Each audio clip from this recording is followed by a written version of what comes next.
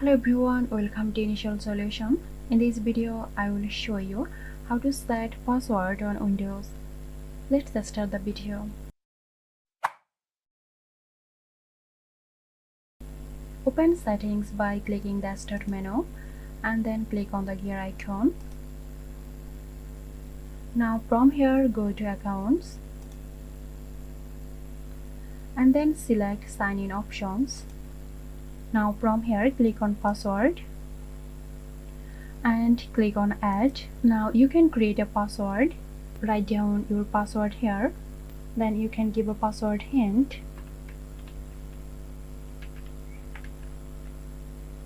After that, click on Next and then Finish. Now you have set your password. I hope this video helped you out.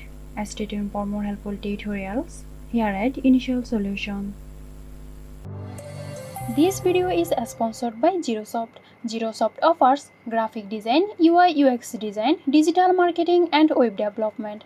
Elevate your brand with Zerosoft today. For more details, check the description box.